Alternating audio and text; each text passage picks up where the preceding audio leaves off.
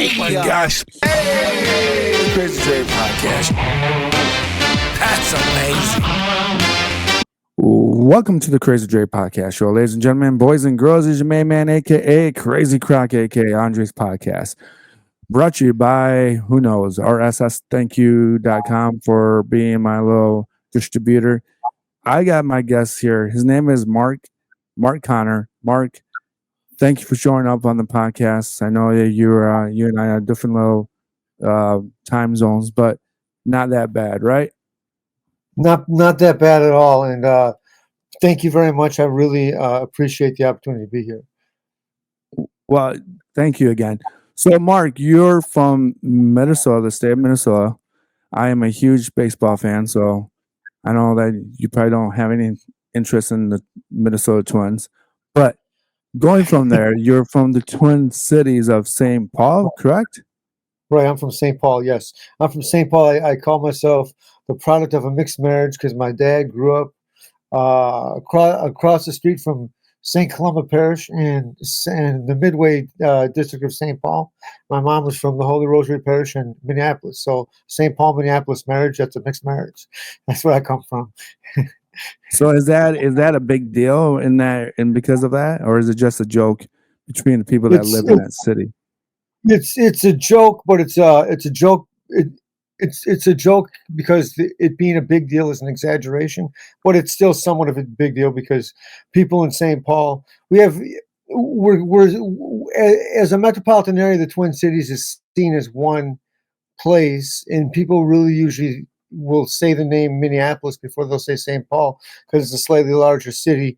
But people who are from here, if you're from St. Paul, that's where you're from. You're from Minneapolis, that's where you're from, and people are really they really have that distinct identity of what their cities. And the cities are different in a lot of ways, but you kind of have to live here to know what the differences are. And you know, we are one big community. Okay, yeah, of course. Yeah. But you know, I mean, we've got like St. Paul is the capital city, and Minneapolis is just a little bit slightly larger. But neither city would be entirely as significant as it is without the other one. So they call it the Twin City for that reason, or just because they look exactly like each other, but they're somewhat different? We don't really. I personality wise, I don't think that we look like each other. But you know, you kind of have to be here to understand that, I think. Okay. But yeah, you can actually cross the borders if you're not from here and not realize that you've gone from one city to the other. If you haven't seen a sign. Yeah. Of course. So I was introduced to you by your friend Rob. He gave me a book to read. It's About Time, and it's a million copies for Dad. You emphasize how close you were to your parents, especially your dad. Your journey, I mean, you're a extraordinary person. You travel a lot. You fall in love with a lot of different women, and I almost feel bad for you when I'm reading this book. Like, geez, this guy's seems like a real nice guy, and he just can't keep his fishing pole in the water long enough for a little dab and nibble and reel it in. So it is.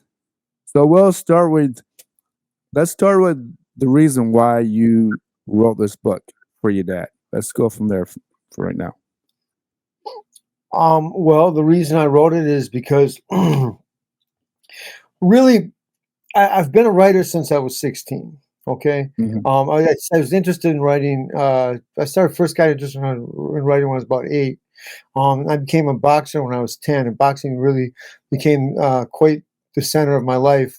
And I'm still involved with boxing as a trainer now. And but I've always been writing, and I've published articles. I've written a bunch of different stuff. I've never made a full living at it. For a brief time, I had a job as editor. But I've always was going to. I was always going to, get a novel published, and I was always going to get, I've always been working on different fiction, different stuff like that. Written a lot of poetry, had a few poems published, but I never actually published a book. And my father and I actually had an argument about it well over a little over a decade ago, um, where he was asking me why I hadn't published any books yet. And when I saw him dying, I was there at the hospital bed as he left, as he died, and I was crying, and I was, you know, rubbing my rosary on his chest and praying with my mom and giving him a hug as he died, and I said to myself as I looked at him, I said, "That's it. I'm gonna write a book now, and I'm gonna get something published. I have to do it now because it's ridiculous. It was ridiculous to be watching my dad, as far as I was concerned, um, coming up to finishing my 40s, coming up to my 50s, and looking at my father and saying to myself, he hasn't seen me get married, and so he's got no grandchildren from me, and he's never seen me publish a book. And I felt ashamed that I hadn't done that. So I said, "That's it. I'm going to write this book." So, and I wrote the first line that day. Oh, Um, okay. Yeah, yeah. It was interesting reading that part about that argument. I remember reading that argument about you and your dad. And your dad was really kind of disappointed because he was expecting like at least 5 books from you from that point. Because you're a writer and he knows he sound like your dad knew that you had talent. You really had a really good way of writing your thoughts and ideas. And it's actually, I would tell people, it's a good. I feel like it's more like a journal, in a respect where they encourage men to journalize their life and their thoughts and ideas, but you do it in the way of actually getting your deep thoughts out of your way and just putting it right, on paper. And it's right. like it's pretty. I mean, it's pretty good. I mean, you even go as far as you know. Um, you just have a way of putting words together, and it's very inspirational.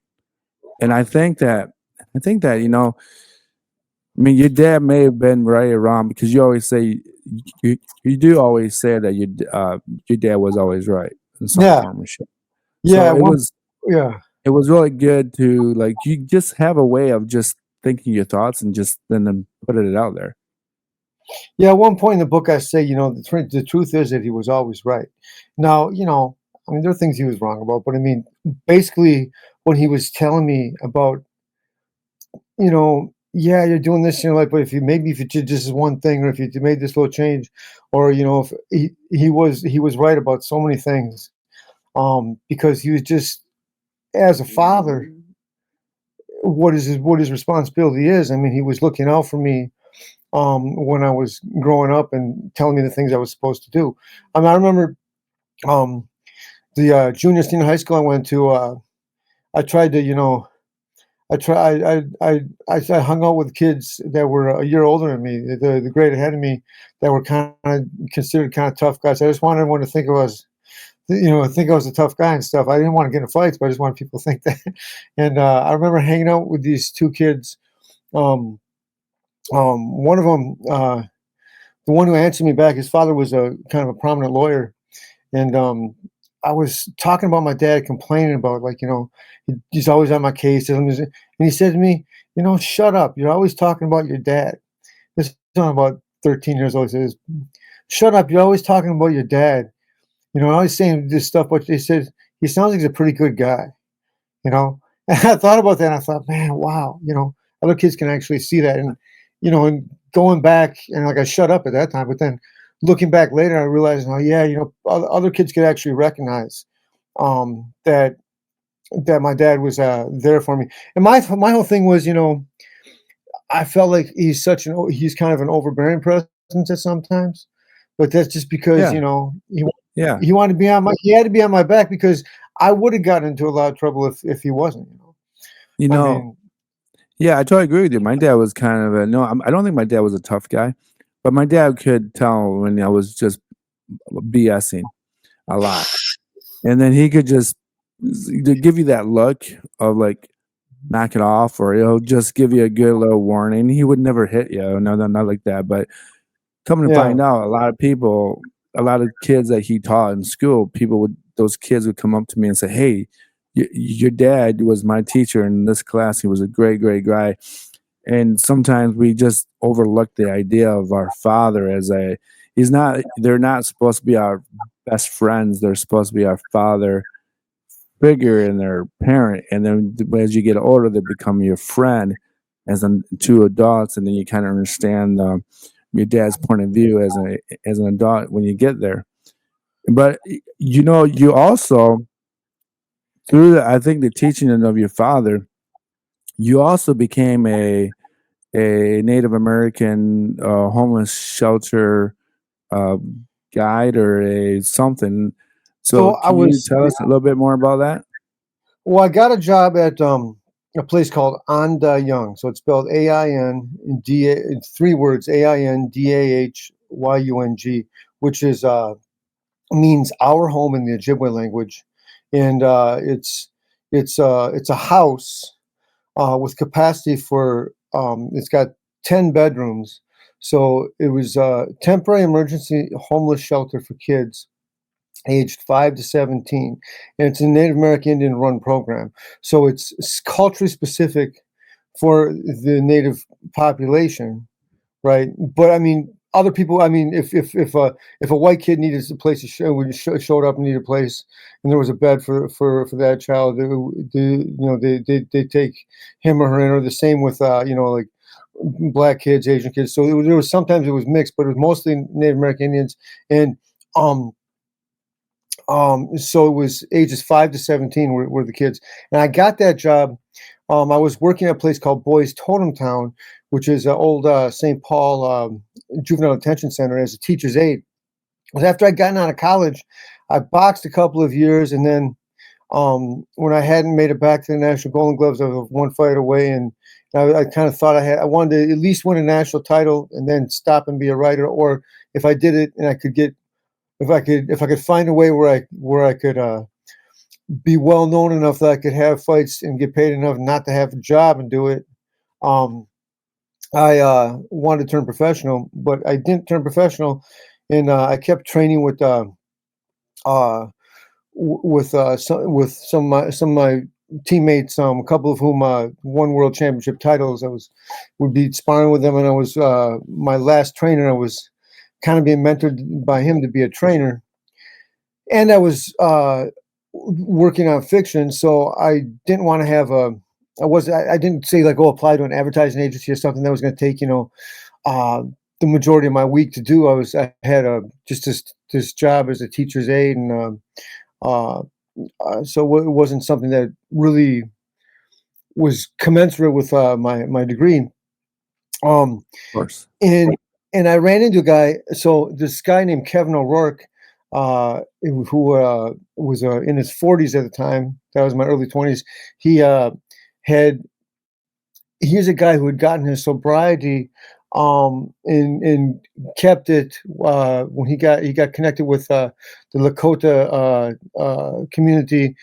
He went down to these Sundance ceremonies in Rosebud Reservation in South Dakota, and Hmm. he had talked me into going down with him.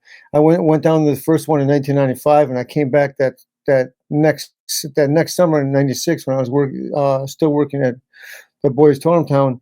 I ran into this guy named Eric Keast, who's a Red Lake, Ontario Canadian Ojibwe, and a brilliant artist. And we were talking in this cafe, the Hard Times Cafe in Minneapolis. And he told me he was working at this place called On Young, and he explained it to me what it was like. And I thought that sounds like a environment I wanted to be in rather than the juvenile detention center. So I applied, and he kind of recommended me, and then I got that job. And so that's how I got really deeply tied into the Native American community. And then a guy named the executive director at the time was a woman named Gabby Strong. Uh-huh. She's a Siston Wahpeton Dakota, it's a Minnesota. The Siston Wahpetons are in Minnesota, and then her husband Darwin was Red Lake, Ontario. I'm sorry, now Red Lake, Minnesota reservation Hmm. Ojibwe on his dad's side, and Lakota on his mom's side. They would go to this Sundance down in Pine Ridge, at a place called Kyle. So then I went with them from 1999 through 2003 down there. So I write a little bit about that. I don't go deep into what the ceremonies are and stuff like that because prior to the mid 1970s, when the American, I think it's called the American Indian Freedom of Religion Act was passed, that the Mhm. Sundance came back above ground because it was underground for a while. Oh, And wow. so I don't talk like I'm from outside the community, even though I've kind of been accepted inside it. I don't talk about exactly. I mean, it's not anything. It's nothing bad or anything. But just, I don't talk about exactly what it is and Well, you're everything, just trying to except for respect them. yeah, yeah, Is yeah, that what it yeah, is? You're trying to respect their space yeah, and their time, and you don't wanna, yeah.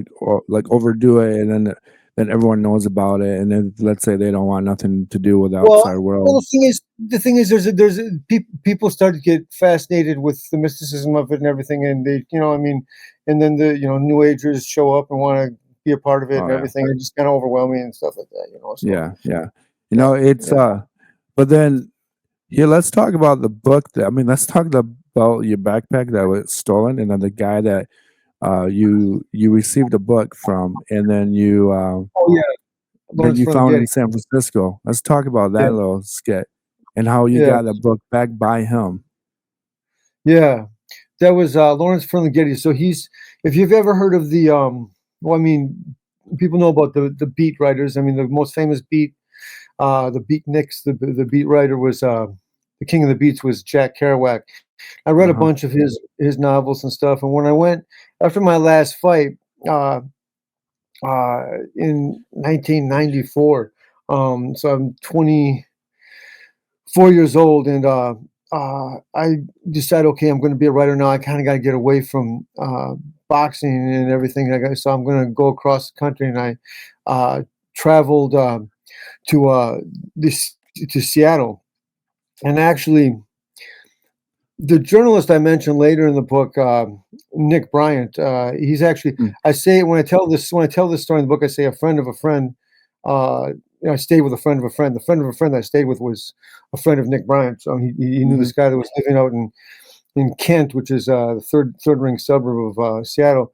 I stayed with him, and for 3.5 weeks, I drove into Seattle every morning, and I walked boat to boat looking for a fishing boat job. And it mhm, sounds crazy that I would just do that, but there's another guy I know who's here, whose brother um, owns a gillnet boat in Alaska, and he kind of advised me on what to do. And he said, "What you want to do is you want to find what they call a seiner. It's a seine boat that's called a seine net, and the Seine net, it has to do with the design of the net. It's named after the River Seine in France. But you specifically want to get into that kind of boat, and don't take some big trawler where they're going to give you hourly pay. Says you get a percentage of pay of the catch with these guys. But keep asking, and I finally I ran into the top moneymaker out of Seattle. Had me do a little work on his boat. Um, while other skippers would come along and talk to him, and then and ask him advice and stuff like that as he's getting his nets ready, and he introduced me to the guy who hired me, and mhm. I ended up going up to Southeast Alaska for the summertime. When I came back, I'd written a whole bunch of stuff, man, a whole bunch of uh, short stories and poetry and stuff like that. And I started a novel. I had 170 pages written just in Yeah. a notebook. Now remember. So we're back. It's through the summer of '95. So '95, instead of going back to go fishing, I went to that Sundance down in South Dakota. That's why I Uh-huh. hadn't gone back there. So um, I'm I'm in the boxing gym working with Will Grigsby, who eventually becomes the junior flyweight IBF junior flyweight champion of the world. My last trainer, Dennis Presley, is training him, and I'm the I, I'm a real familiar sparring partner with him, and he doesn't have that many guys that are going to spar with him, so I'm sparring with him, helping get ready for fights. So we come to uh, February of 1990. Yeah, this is February of 1995. Um, I got there late to the gym one night, and I trained with him, And then when I was leaving, this what happened with this book disappearing. So, but the detail I just left out is that after I had gotten off the boat in Alaska, after I got paid, I drove down the coast, and one of the places I stopped was San Francisco, and I met Lawrence Ferlinghetti in his bookstore, Mhm. City Lights Books in the North Beach area, and he signed a personal copy he had of his novel Love in the Days of Rage, because I was looking for it on the shelf. He said that's out of print, but he said I got one back in the office, so he signed it for me, and I bought that. And then when I'd come out of the gym that night in February, when I'd just been training with Grigsby,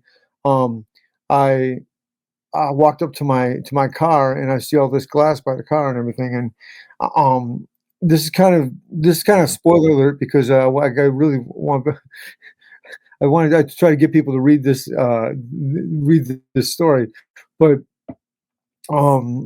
it'll still be entertaining to read it, even though if you've heard it now, the listeners. But Well, I've heard it. I mean, you don't have to finish that part of the story, because that in itself will keep people coming back to what happened in the book. I mean, what happened to that yeah, in my backpack? but, And I kind of but hinted to it. yeah, his book. Well, it got stolen. So there was a brick in place of the window of the backpack that I would stupidly left on the east side of St. Paul in my on the passenger seat of my car, and in it was also that book by Lawrence Ferlinghetti, and Mhm. some other stuff. There's a whole bunch of other stuff that was replaced with all this writing and everything. So I wrote him a letter, and he wrote me back, and he quoted. I sent this poem that I wrote to him, and at the end of it, he quoted the last line of my poem in the way that he signed the book to me. That's pretty. Um, That's pretty cool. yeah, I could. I mean, I could write. I could recite that poem. I mean, I could pull out and read this to you, but I could recite that poem from memory. No, go for it. Do it. Yeah, so, sitting in the unemployment office on University Avenue, America, I see the eyes of you, the red and whites centered with bright blues, all accentuated with dark bags of fatigue beneath them. Everyone here seems so worried that they'll never find a job, never find that dull little spirit killer that gives them an identity.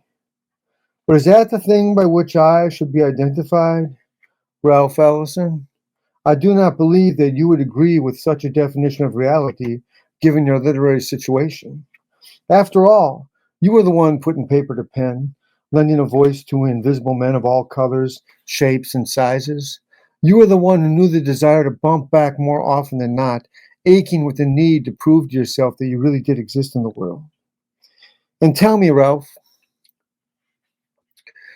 was Jack Kerouac onto something when in the dingy neighborhoods of Denver he wondered if death was anonymity among men after all? And what does it matter in the larger scheme of things if I live or die or stand or fall? Does anyone have to read the novel which from my car was stolen on February 27, 1995, a brick going through my window on the east side of St. Paul while I was inside a boxing gym helping my man, Will Grigsby, prepare to knock out Miguel Montoya on national TV? That thief running off with what means so much more than money to me and nothing on the street? If no one reads it, will I still exist? It's not who I am, my coach would say. It's what I do. Says the Mhm. same thing about boxing, too, which is probably why he did so much better than I did, because he was only serious 1 year out of 25. But still, I'm here wondering if anyone cares that I'm alive or whether I should care if they do. Do I really want to be a legend, Ralph, like you? Or do I just want to tell the truth? I just want to live forever, and the only way to do that, as far as I can see, is to have a whole bunch of kids. They can carry on a name for me, live on in gestures and body positions, dream foolish dreams, or make bad decisions, become writers or fighters or run away to sea, or maybe they can lead peasant rebellions. Anyway, I keep chasing my dreams. I was I was writing, I was writing a novel and someone stole it from my car. And I was trying to Mhm. become a world champion boxer when my Achilles tendons gave out. I'm doing Mhm. both again, though, in spite of my doubts. $300 a week unemployment plus a cash job no one knows about, leaving jobs in training, putting the red and whites of America's eyes, big, blue, and bright, out of my mind and out of my sight. And I bow down to you, Ralph Ellison, in the coffee dream of the night. Respecting your longevity, which I know beat that of the great American beat bard, strolling around the railroad yard, singing his drunken vision of the American night found at the bottom of the cloudy waters of a bottle of Thunderbird. Before I'm dead, my man, my voice will be heard. No matter what I do, I'm going to leave my mark just like you. And Applaud. That was great. thank I read that. That was man. You telling you. So have you written? Have you tried to recover any of that novel that you in your head that you lost? it's Those you know what, it 107 was pages? a rough draft of it was rewritten by maybe the summer of 1996. I was Mhm. actually that artist I told you who did the cover art, Eric Keast. That's the Yeah. cover art. I was actually sitting with him in his studio while he's painting. I was sitting there writing in a notebook, and then I've it's the first novel I've done a bunch of rewriting, and there's a lot that still needs to be cut from that. It's been sitting there for decades now, um, at a certain point, uh, I'm going to complete that and then uh, attempt to get that published. And I've got an idea for a trilogy with it. Oh wow. But yeah, and I know that's a lot, but that's a lot easier said than done. It's a lot of work to do. And so part of getting this book out into the public is my father had kind of what he was the point he was trying to get across to me was, Mark, you hold on to things too long, and really holding Mhm. on to things too long is, I know that's internally that's a type of a fear, and um, and because I'm trying to make stuff perfect before I let it go, and he said to me, why don't you just get something, get it complete. It's publish it or not, whether you can publish or not, but see if you get published. Once you got it published, then see if that takes off, but then go on to the next thing because you're still Mhm. doing stuff. And whether that, maybe it takes a while to take off, maybe it never takes off, but at least you're doing another thing. So at least you're not just stuck. And you're just trying to Mhm. get me unstuck when we had that argument, you know? Yeah. Yeah. Um, Your in dad fact, did also always. You made it a point to make a point to meet with him once a week, and your dad kind of was concerned for you, and then yeah, you and him met for once a week until the week that he died, and that I yeah, mean your dad was probably right. I mean, I think we all do that. We all hold on to something too long, and then we just don't yeah, carry it on to the next part of the stage. I would almost consider this like podcasting for me. I've always wanted to do it. Think I've thought about it 2.5 years ago. I basically said, you know what, I'm going to do a podcast about people with disability. There's not a lot of us out there who just talk about it and that can actually have a conversation with it. So I branched out to yeah, politics and sports. But then people started to bump into me and like, hey, let's do a podcast. I wanted to get on your podcast. So where it started and where it's going and where it's continuing is pretty. I mean, I didn't think I was ever going to really get guests from outside the state of Michigan. I mean, you're basically the first guy from outside the state of Michigan to do my podcast. So that's pretty astonishing the way where I just kind of played with it along with it. But your mom, it was a really sad story about uh well, it almost became a sad story about what your mom and your dad went to Greece on a vacation, and then yeah, your dad called you, and she already gave you information about if something happens, this is what you do, and you yeah, were kind of upset.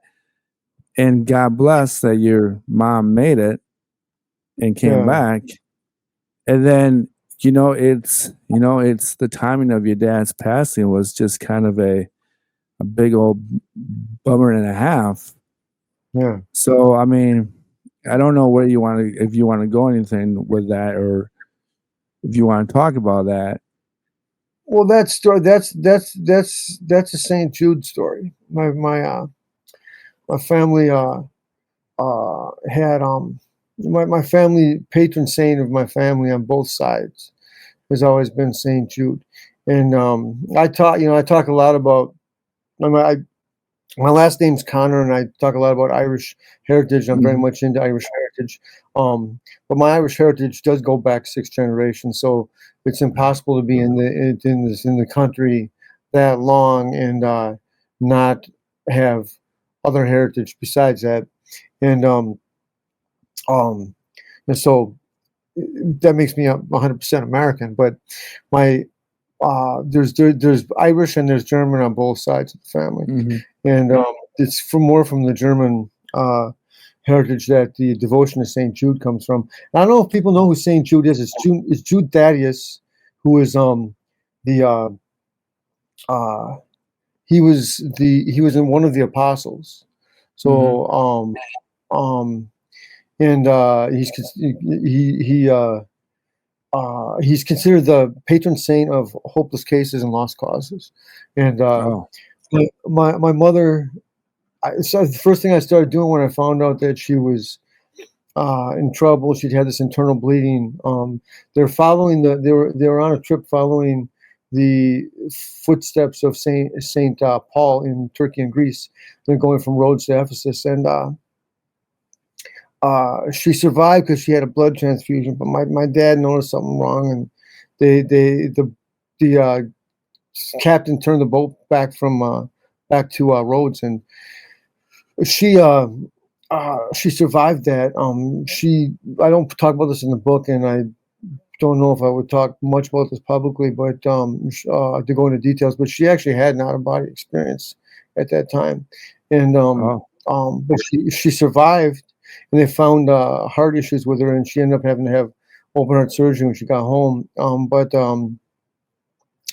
Um, I had started praying to St. Jude, and in that portion of the story, I talk about different signs I saw, different things that happened, that were that were saying there were um, imagery that showed up of St. Jude, or reminders of St. Jude that showed up over the coming days, and then she sent me a message from her phone on Tuesday the 28th of October. That was 2014, and that's the feast day of St. Jude, and Oh, that's the you're day right. she sent me this.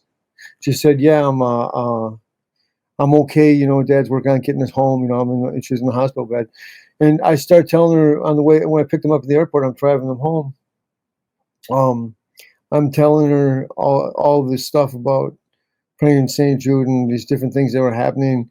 And we get to the door of the house, and I put her suitcases down, and inside she says, "Let me show you something." She reaches in her purse and she hands me this piece of paper, and it's a prayer to St. Jude.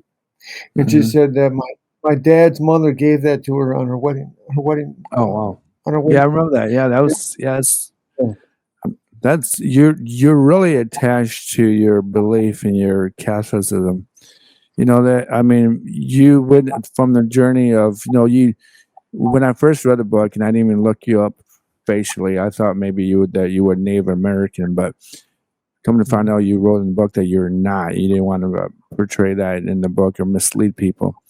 But Right. it's amazing how you kind of I wouldn't say led away from your belief, but you kind of came back to it.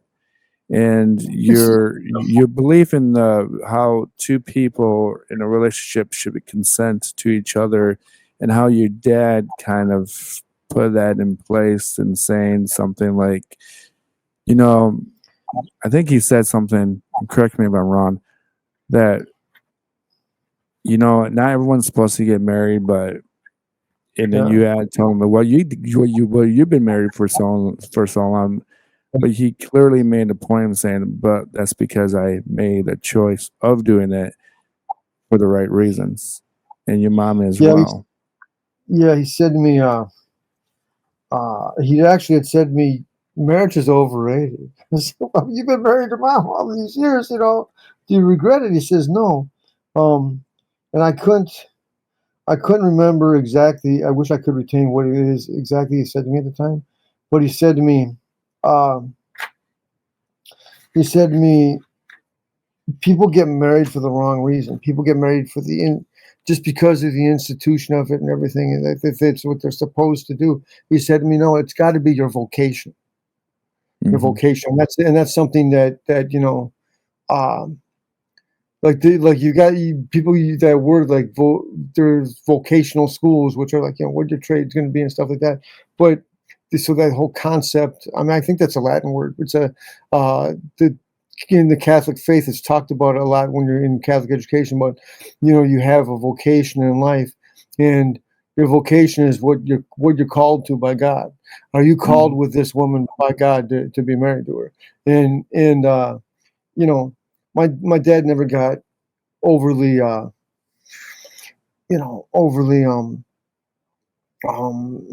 well, I don't know what the word is, overly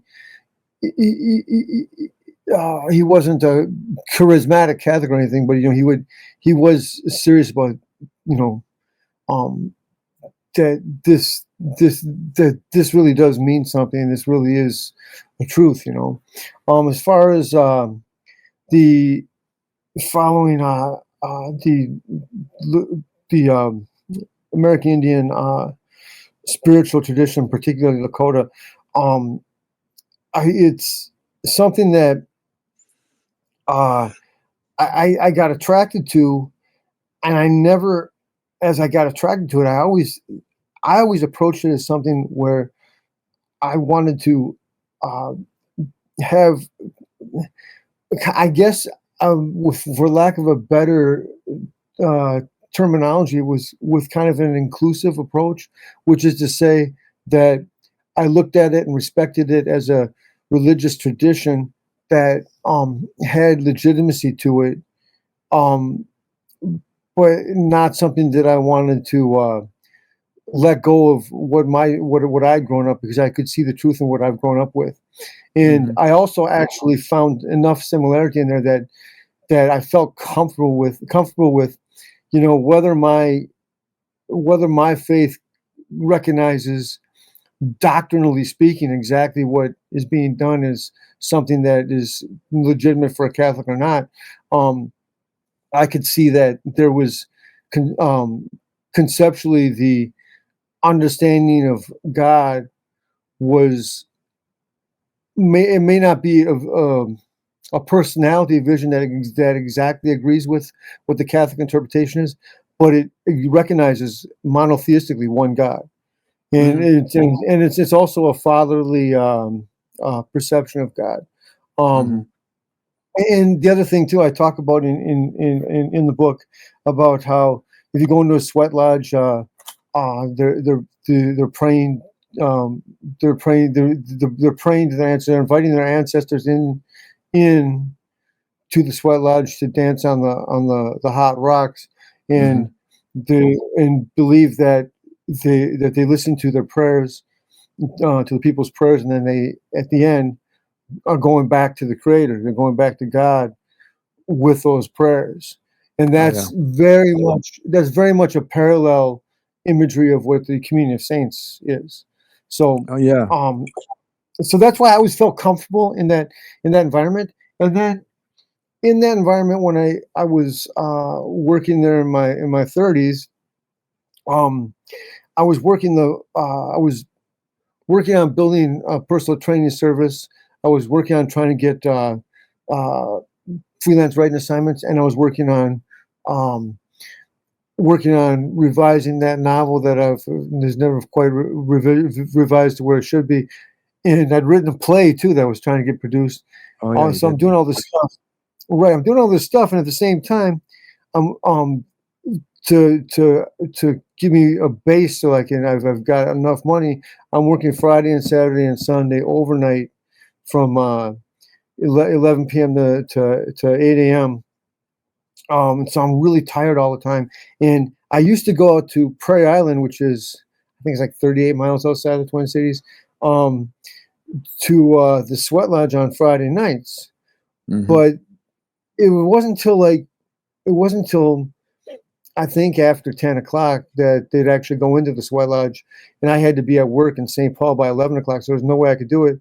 And sometimes I made an excuse to myself, because I'd also go to mass on Sunday, but sometimes I made an excuse if I missed mass, it's okay because I did something religious already, which as a Catholic I'm not supposed to. As a Catholic, I'm not supposed to do that, right? But then I realized, look, I'm not doing that, and if sometimes I'm still missing mass, I said to myself, I'm not going to be. I've got to go to mass every Sunday, and that was, and then that's when I kind of made the decision to,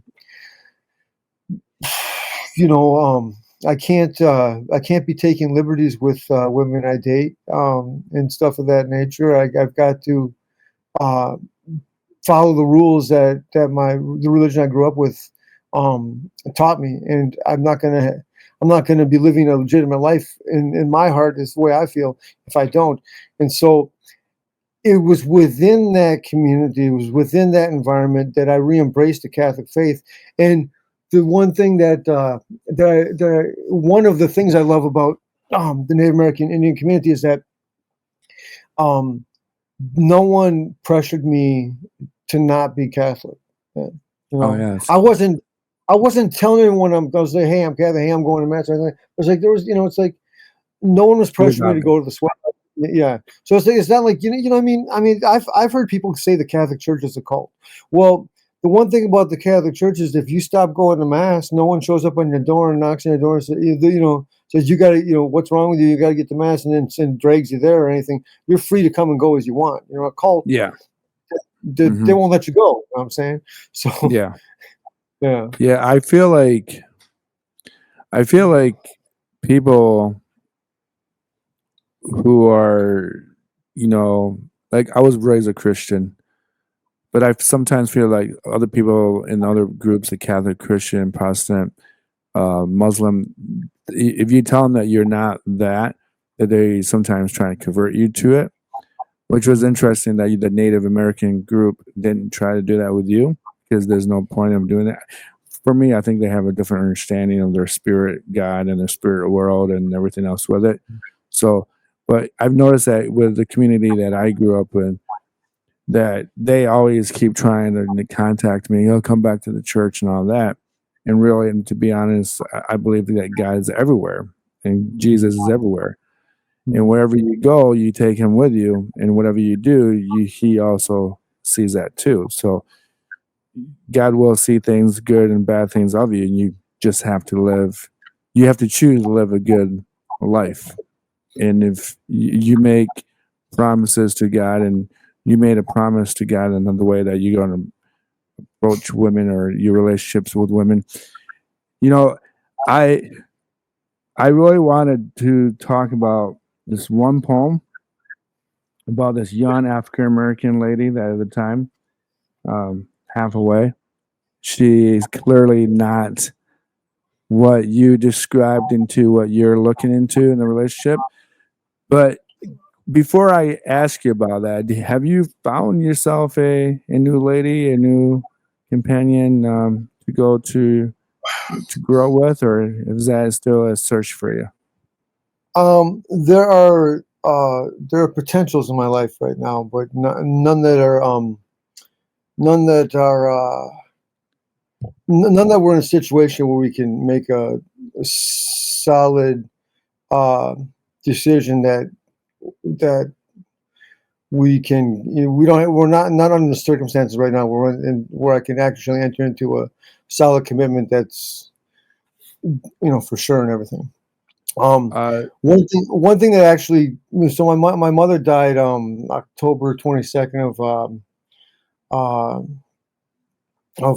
2023, and she went into she was in the hospital from the 24th of March that year to the 2nd of June. Then I was taking care of her that whole summer. So then there've been a lot of things that I've been dealing with since then, and then I published a book after that, and so I've been quite engrossed with all that. But no, I mean, so circumstantially, I have not been able to. But there are possibilities. There are potentials that are in my life right now. That there you go. but if you're trying, that's all that counts. Have you ever thought about ever reason why you seem to put yourself in situations with women that are just kind of like the halfway? And there's another poem about a young lady that you met that you were kind of thinking about asking her on a date, then coming to find out she passed away Oh yeah. and then unexpectedly. And I always feel like I mean, I think you do what a lot of guys do. We always play the weight game, or we're playing our cards. Where like I think there's Jack is going to come up in the river, so I'm going to still throw money into the pot. And then to come to find out, it's a deuce of a two of hearts or two of spades, and then it doesn't help you out. So let's. I mean, I really like this halfway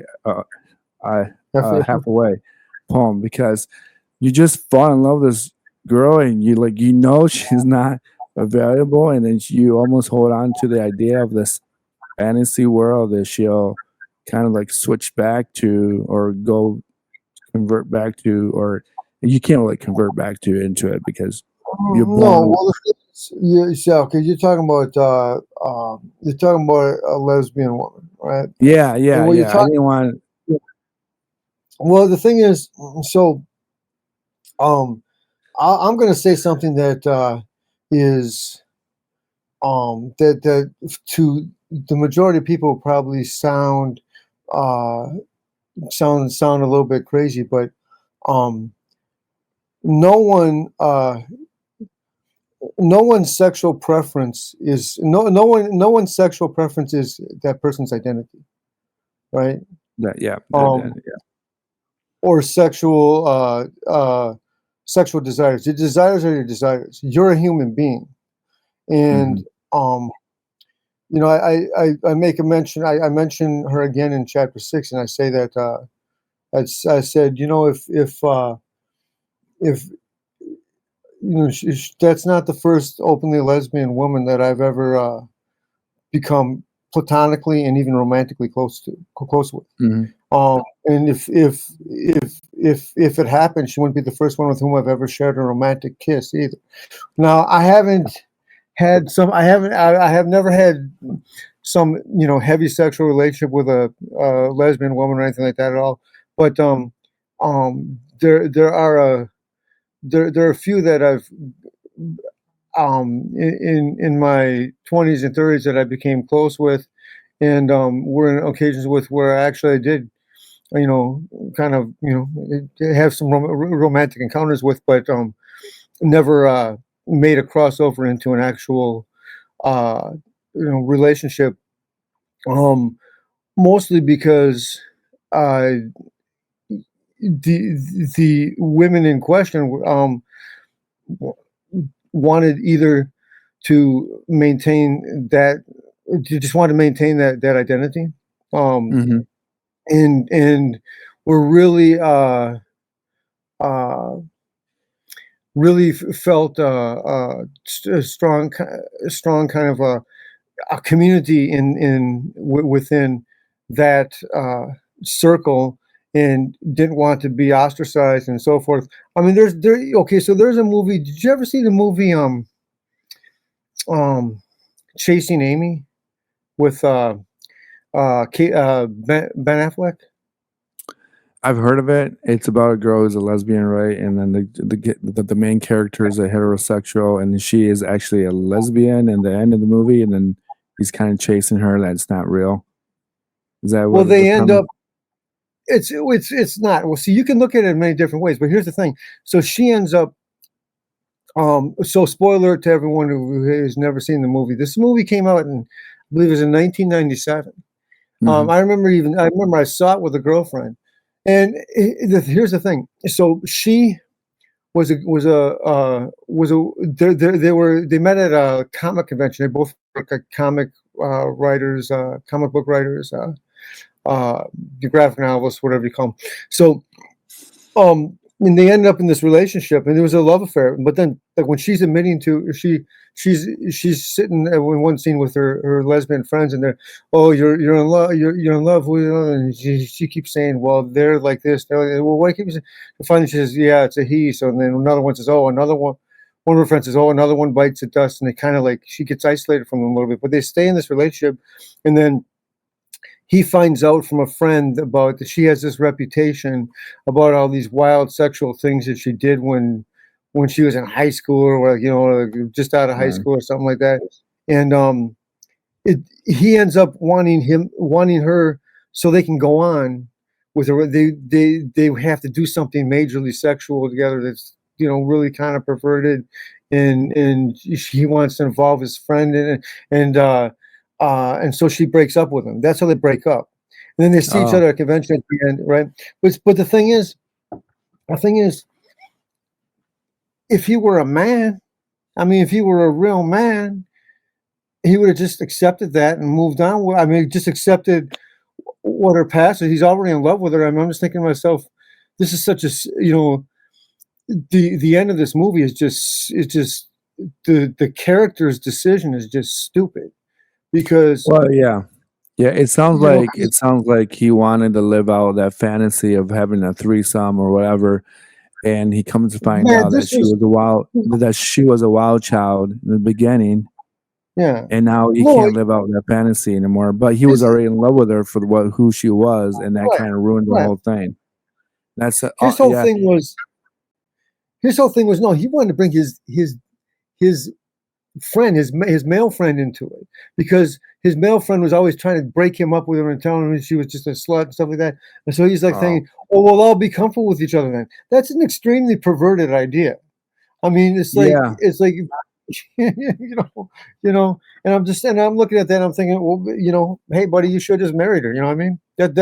That's my outlook of it. Now, you Yeah. know, I feel I feel like not just hearing your story about your relationships, but I feel like sometimes we kind of date people or date women who are not in our real uh, spectrum, and I think that we do that because we're maybe be afraid of that full commitment.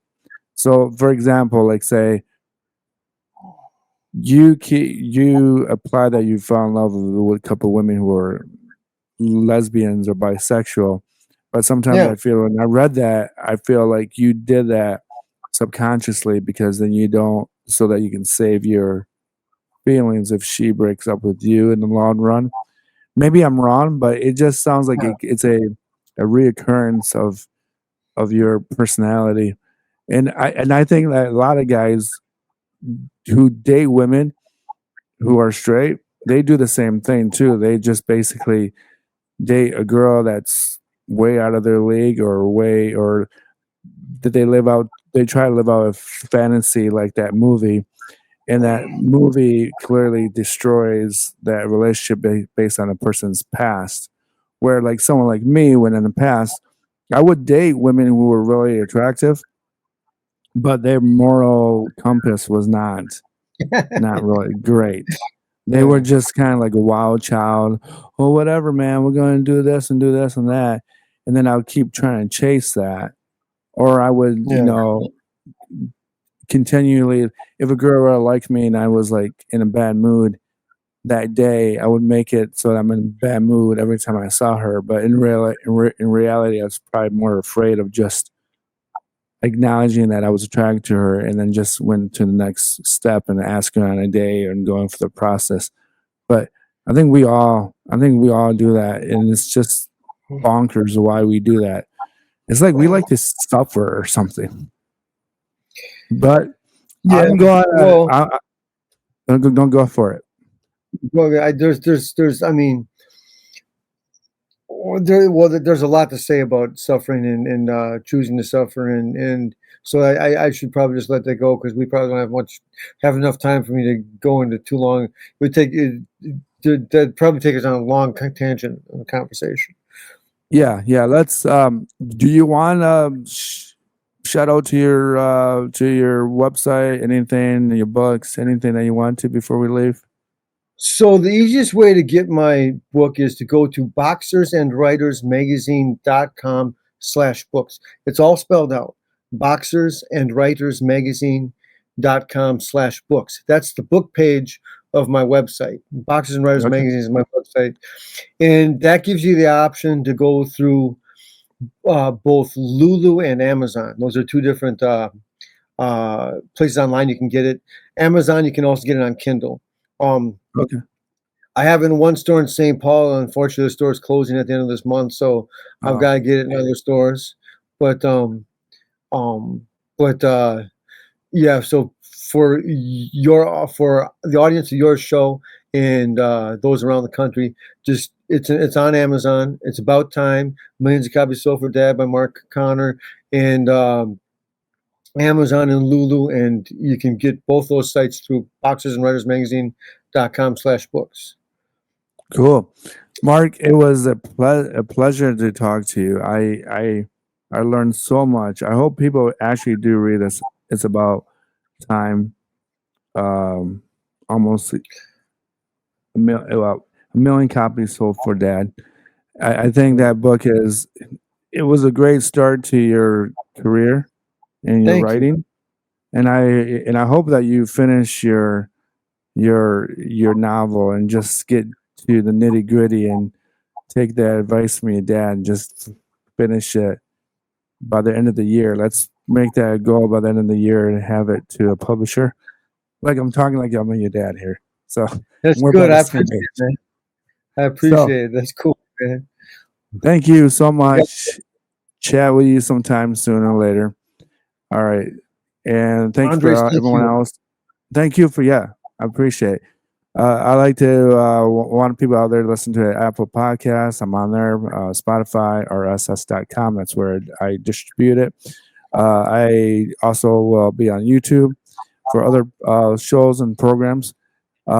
Peace, love, take care of yourself. Don't do too much of whatever you love to do, unless it's writing or reading or whatever. All right, folks, I'm gone.